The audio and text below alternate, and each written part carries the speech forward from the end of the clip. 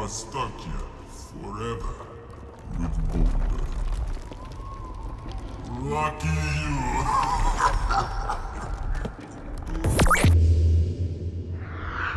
Hey, it's Jeff and Anthony. We're covering PAX for you on both his YouTube channel and this one. So be sure to check out lots of cool videos over there at youtube.com/acarboni. We just came from seeing a VR game on the HTC Vive. You know how much I love VR. This game is called Call of the Starseed. It's the first episode of a game called The Gallery from Cloudhead Games.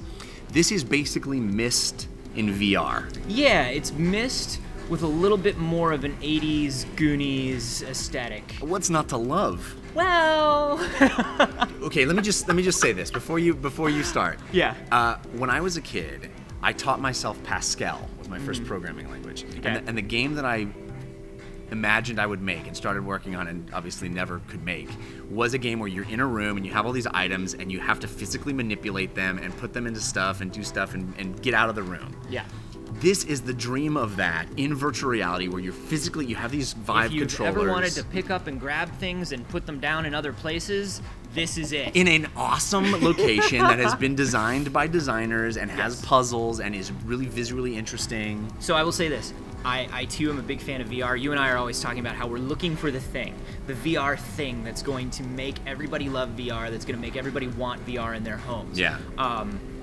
This is so many steps closer, and I think also so many steps farther back, and it has a lot to do with the Vive and not the design of the game. Okay. Okay? Number one. It was my first time having hands-on with the Vive. Same with me. Yeah. And so I was very excited because I've always said what's missing in VR is my hands. That's the biggest thing. I'm not really there unless my hands are there. And the Vive goes a long way towards solving that problem. You've got these side triggers that you use to grip.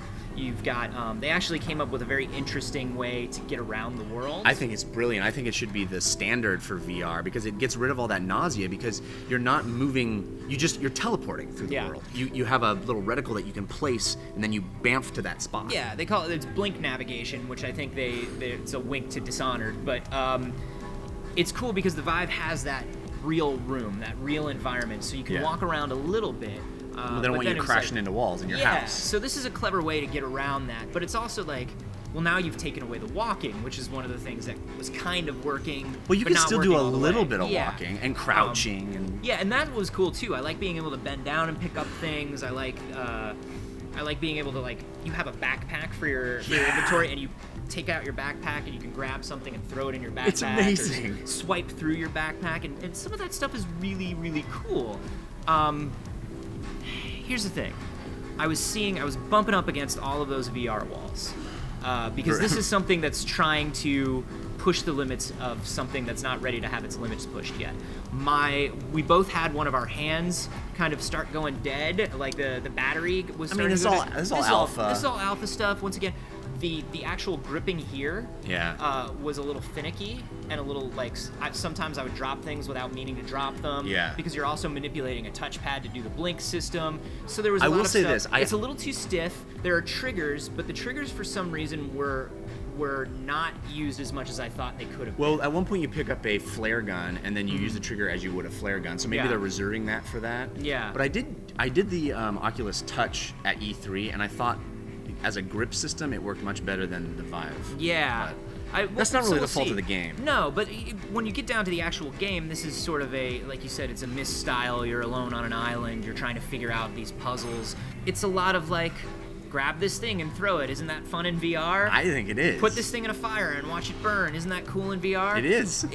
It is, but how many times are we going to see something like this? When are we going to see something that isn't leaning on the fact that we haven't used a lot of VR yet? Because you're going to this is the first thing. Right, but you're going to get the gallery in your house and you're going to play it, and picking up and dropping things is gonna eventually wear thin. We played it for 15 minutes, and for 15 minutes, it's super amazing. Yeah. What happens when you're playing it for 6 hours and it's a pick this up and see what happens? Well, hopefully it'll actually have a compelling story and a compelling through line, and there'll be interesting puzzles along with that. And that's one of the things that the designer was talking to me about was they wanted to build an 80s fantasy movie that sort of leaned on a lot of these tropes because they knew VR was going to be new for a lot of people. Right. And so they were like, well, let's make a Myst that's for people who like Goonies, and let's make it a really beautiful world. And they got the guy who did the Skyrim score to do the music, and it was really amazing. The sound design was amazing. There's a moment where you come to this campfire and there's a radio, and you can pick up the radio and then hold it to your ear, and it actually feels like it's right there next to your ear. You know what I did is I immediately threw it in the fire. Yeah, I did everything. I just picked up everything and threw it in the fire. What will it burn is the game you were playing. You give me a fire and you give me objects. That's what I do.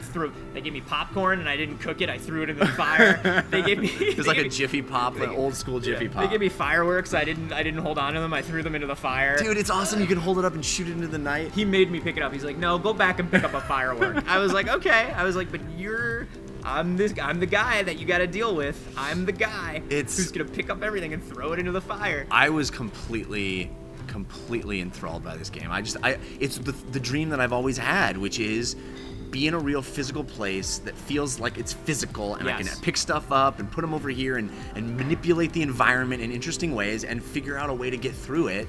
But also, as you said, the navigation through the world makes it all so easy, and I loved it. As a VR evolution of point-and-click adventure games, and how can I break this in interesting ways, and how can I interact with this world in interesting ways, it was a really huge step ahead from anything that we've seen. Yeah.